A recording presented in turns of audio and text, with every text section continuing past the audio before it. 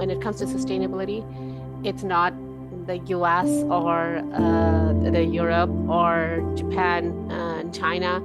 It is the whole world. We have to think of this problem as a collective.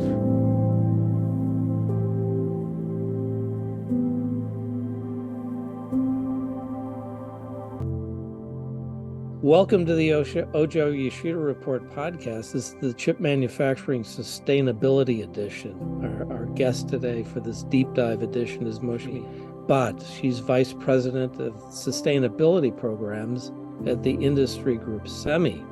Welcome, Dr. Bhat. To be here, George. It should be noted that we're speaking with Dr. Bhat during Climate Week in New York City, and that's convened on the sidelines of the annual UN General Assembly. So before we discuss SEMI's Semiconductor Climate Consortium and other sustainability initiatives, perhaps we should talk a bit about any progress towards sustainable manufacturing during Climate Week. Any news from your end, Dr. Bhat? Yeah, absolutely. The big one about Biden and Harris administration announcing the $28 million, right, to boost energy efficiency and sustainability at federal buildings nationwide. And that's incredible. It's an incredible show of leading by example of the government top down, putting their money where their intention is. And absolutely something that the sustainability community needs to bring all those exciting green ideas, if you will, to fruition. Right. And I think the industry is looking for clear guidance in terms of what the policymakers want to do and where they're putting their money. And I it probably helps in terms of you guys attracting investment and buy-in for things like the Semiconductor Climate Consortium, right? Yep. And on that, George, I would also like to announce another milestone, which is the Climate Consortium in partnership with the Boston Consulting Group put out their first white paper. So the Semiconductor Climate Consortium, as you know, is something we kicked off last year at COP27. And it is today a coalition of around 90 semiconductor companies globally. We have very ambitious goals to accelerate our net zero journey. And our first publication, if you will, which we are very, very proud of, is a white paper we put out together with the Boston Consulting Group by the working group we call the Baselining Ambition Setting and Road Mapping Working Group, also called BAR. And the paper is titled Transparency, Ambition, and Collaboration, Advancing the Climate Agenda of the Semiconductor Value Chain. It's the first inside-out look from the industry, from the value chain, on what our carbon narrative is, where the problems are, where the highest Pareto is, where the opportunities are, and where we can take action. So we're extremely excited about putting that, being able to get that white paper. Yeah, we note the emphasis on transparency, ambition, and collaboration, and that's one of the things we'd like to talk some more about. How are you getting buy-in for this? How do you convince your members that this isn't a cost, but actually there's a benefit here, that it makes business sense to do this? Yeah, the unique thing about a collaboration, and this is just my personal realization after spending the last 25 years in corporate, is the power of the collective. And I believe that is also what is making a lot of things possible for the individual companies, which wouldn't be possible if they were doing on their own. So all of these themes, right? Of course, collaboration, it's become a household name, but really seeing collaboration in action is incredible. The Semiconductor Climate Consortium was launched in January, so we're just about getting up to be a year in a few months. but the journey has been absolutely incredible. Member companies are active, engaged in the whole value chain is there, having a discussion which they normally wouldn't have on their own. It also helps us set goals, which are much bigger than we would set if we were doing this by ourselves. So the coalition together have been able to, have a vision of a future which was much more ambitious than before. So that comes around like naturally as part of the collaboration. And then, of course, transparency is something we need to for a collaboration to work well. And our members have signed up to. They understand that the sustainability journey is not a space where we are competitive, where IP comes in conflict. A lot of information is non-competitive, and so sustainability is a space where everybody can play, companies can play, countries can play. We can have synergies there. And so transparency is also something that you can envision much better in a platform like ours. Yeah, it seems like you're taking sort of a crowdsourced, open source approach, and there's nothing wrong with a little enlightened self-interest if it's going to move you towards the goals. And I get the aspirational goal here is net zero by 2050, right?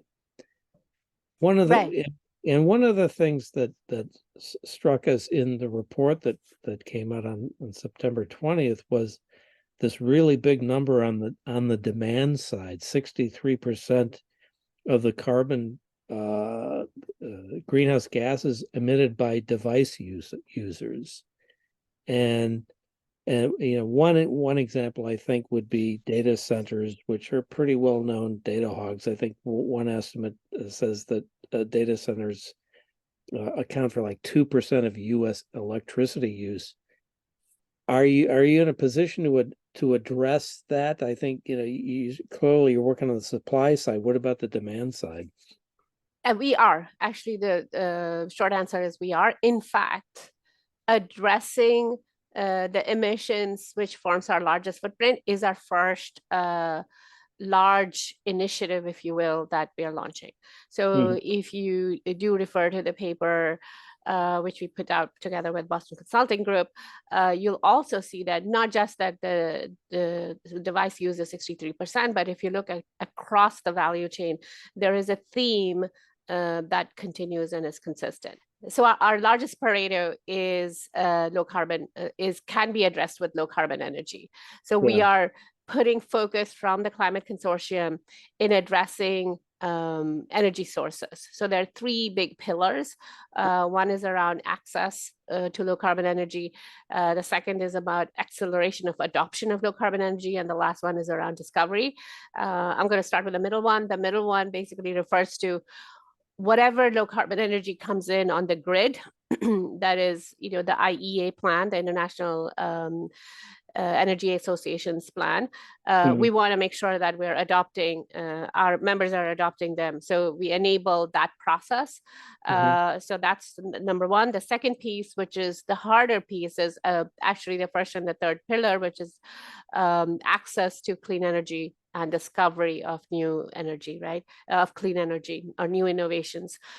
So on that, we are just about to launch an initiative where we do an outreach to a larger ecosystem. So an ecosystem that is beyond just our companies, which, as you pointed out, are the demand side of it, but really the supply side of it, which includes, OEMs, energy providers, aggregators, but also financiers and policy folks that will help us get through that piece of it. So the consortium as a collective presents a fantastic value proposition for that ecosystem because we provide, the collective energy requirement and the assurance on the demand, which lowers the risk for the parties that we work with. Yeah, and if I have this right, the renewable energy access to it tends to run probably highest in Europe, then North America, but there's a problem in Asia with access to renewable energy, right? You know, Yes, yeah, where all of the manufacturing is currently taking place. right. And yes, it's a double whammy, if you will. The big constraint there in Asia Pac is a lot of our manufacturing is in island nations, which are bound in terms of the amount of land they have or coastline they have. Right. And so that puts a limitation on everything that you can do Mhm. or have access to. And so there is a big emphasis also on clean energy and innovation um, towards clean energy that will be more area efficient, if you will. Mhm. Mhm. Okay. Okay. So we also note, and this is sort of in the context of creating milestones and measuring progress. In our earlier discussions, came up that a lot of these sustainability requirements that manufacturers are starting to generate are now filtering down to their suppliers. So that helps build sort of a foundation for an ecosystem, right? Yeah, absolutely. It is I would say that's actually a fantastic and a very refreshing trend, and it speaks to the collaboration piece of it. Yeah, Hmm. it's one thing to go off and clean up your own house, but for the whole community to be prosperous, you do have to go out. You have to do, reach out. And I'm really, really excited to see that customers, if I call them customers, there are customers all through the value chain, right? Right. Somebody is always somebody's customer. But instead of just really worrying about, I mean, they're doing a fantastic job of, taking care of their own, as we say, scope one, scope two, but they're also doing an outreach to the suppliers and helping to enable the suppliers, which, as you can tell, Hmm. maybe smaller companies with or without the ability to deal with the energy, sorry, the carbon footprint issues. And within the collaboration within the climate consortium, this is the conversation that is happening. We have the whole value chain in the same room, Hmm. the thought leadership in the same room, talking about the problems and the solutions across the value chain. So we see this happening all the time, and this is perfect. This is exactly how we can accelerate the journey, right, to net zero.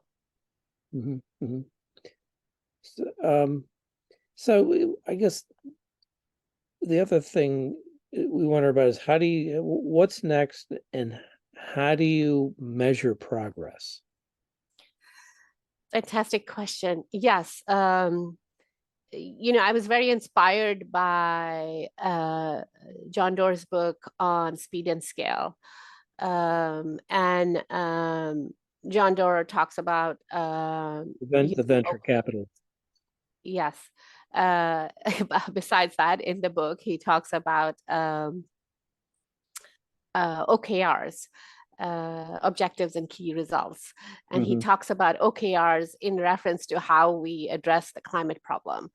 And it's exciting because engineers and corporate professionals can relate to OKRs. So bringing OKRs to the climate conversation is a fantastic way of one, being able to relate to our audience, and two, the accountability piece of it. Hmm.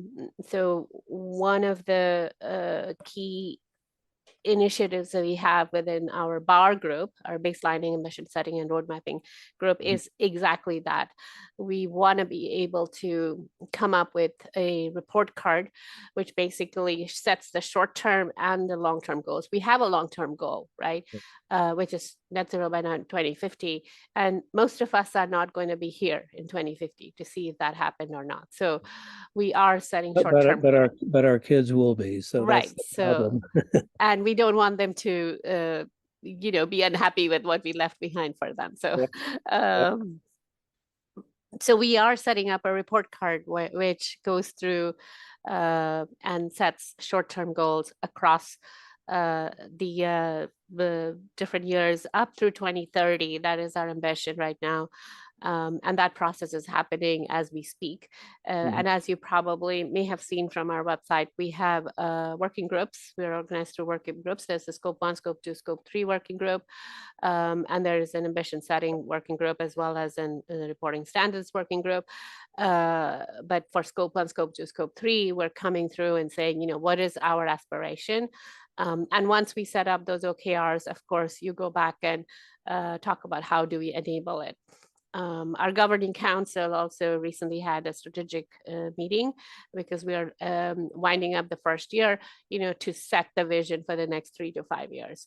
And so these are exercises we are going through, which will make sure that we have measurables, and we are working towards those, and we're accountable for it. And as a collaboration, like I mentioned before, it is much easier to set ambitious goals, because you have the whole community supporting that goal. Yeah. If you're going to do this, aim high, right? Yeah. So, before we close, I just sort of wanted to ask you a sort of a philosophical question. And we've seen over the past 20 years there have been agreements on cutting greenhouse gases, and it's not clear that those policy guidelines are going to accomplish much. We just saw yesterday that the Conservative Party in the UK backed away from some of its commitments on getting rid of internal combustion engine vehicles. And maybe there's a technological solution to this problem, but maybe that technological solution doesn't go all the way. So it seems like what you're trying to do is get technologists together to collaborate might be the best way to tackle this problem, to make progress, to reverse the warming of the earth. I mean, we're just coming off the hottest summer in since records have been kept. So just sort of sum up the initiative's philosophy and how do we make progress? Oh, I love that question, because we have to solve the difficult problems in the world. We have to, talk about the white elephant in the room.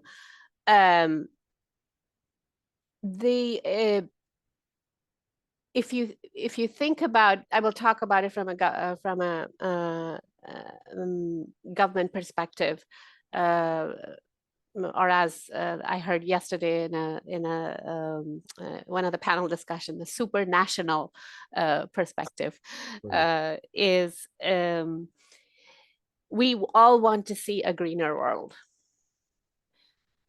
but there's a but there is a journey to that greener world that is not exactly in parity if you look across the world. Okay, I will give you an example, and I'll come back to your example of the ICE automobiles. Right. If I look at India, which I'm from, India has very ambitious goals around generating renewable energy. And India is the third largest generator of renewable energy today, solar energy today, after the US and China, and US. However, India also has the largest number of coal-fired factories. So you can't just flip a switch and say, convert them to solar energy, because the transition to solar energy means many, many jobs that will have to be on hold for a number of years. Right. So there are other technological solutions, which is, one of the things, for example, I'll give you an example, India is looking at is hydrogen power plants. So instead of going to something in between that we know of today, what do we not know of today that can help us achieve that goal of going to clean energy through what we call it is a just transition. So you have to account for just transition. Right. In the process of trying to get to a cleaner, better world, we also have to be mindful of the better world, which includes the society. So there are conversations of that nature. So when you talk about EV going to, the only solution we talk about today is going from ICE to EV, Right. but electric vehicles require a clean grid, require countries to be able to have that clean grid. We just talked about South Asia and how island countries have a difficulty having clean grid because they don't Yeah, have the natural sources of and a huge increase in energy generation and distribution if everybody's going to right, plug in their car every night, right? right, Yeah. right. But all that means is it's a great challenge for the technology and the technologists and the innovation community. All that means is what else is there Right. to go towards a cleaner environment, right? So hydrogen powered, the hydrogen, nuclear energies, SMRs as they call it, small modular reactors. There are other solutions. Where are they? And is there anything else that can help us in going there? And then at the end of the day, it's a net zero game. So yes, in the very worst case, if you're left with the tail of emissions that you don't know what to do with, then what else can you do to make make Mother Nature whole, right? What can you do to compensate for that and make sure that in your community, in your space, you are at the net zero space. So now coming back to within our ecosystem, yes, and this is a great opportunity because our community is full of innovators. We have a huge program that we have set up for startups for sustainable semiconductors. So we invite innovators and founders from other industries to come and apply their solutions into ours. And we have mentors. We're very blessed to have professionals that are mentors for those startups as they take them through the journey. So it is important to be mindful of climate equity, a just transition, which should come along with it. And when it comes to sustainability, it's not the US or the Europe or Japan and China. It is the whole world. We have to think of this problem as a collective. Yep. As a president once said, we all live on the same planet. We all breathe the same air. We all care for our children. Exactly. Yeah. Our guest has been Mousumi Bhat, the Vice President of Sustainability Programs at the industry group Semi. Dr. Bhat, thanks and best of luck with your efforts. Thank you, George. The Ojo-Yoshida Report wishes to thank our sponsors. Members of Semi are leading the industry group's Semiconductor Climate Consortium in its quest to accelerate the efforts to achieve net zero carbon emissions for the global semiconductor industry, using baselining and road mapping techniques or reporting guidance and sharing best practices. Learn more and get involved at semi.org. Samsung Semiconductor is among the world's leading chip manufacturers, offering a range of products that power the tools that we use every day. Heavily invested in semiconductor innovation, Samsung designs and manufactures memory, system LSI foundry, and LED solutions.